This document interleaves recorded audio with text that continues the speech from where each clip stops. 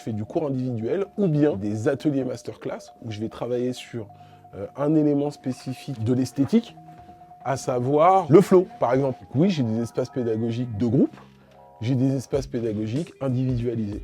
Les artistes qui viennent me voir sont complètement différents les uns les autres, ils n'ont pas les mêmes attentes. Et c'est ça qui est intéressant dans le mot artiste. C'est-à-dire que je peux avoir une nana qui vient me voir en me disant « Voilà, j'ai juste envie de rapper, mais je sais pas si je peux rapper parce que je suis une femme. » Alors ouais, il y a ceux qui veulent juste faire. Et puis il y a ceux qui veulent être rappeur, c'est-à-dire être star.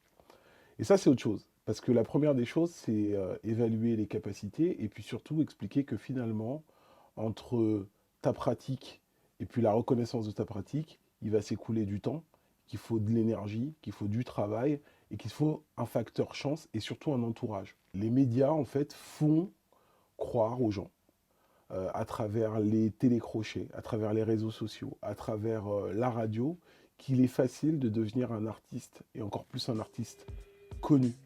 À tous ces jeunes qui veulent effectivement devenir des stars, il y a quelque chose qui est fondamental, c'est qu'il faut qu'ils aient un art maîtrisé. On voit bien que des artistes qui ont des très gros talents, surtout qui ont des fortes aptitudes, plus du travail, ils se font toujours remarquer.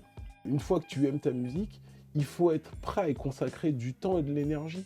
En fait, normalement, je ne connais pas un boulanger qui soit meilleur à 20 ans qu'à 45.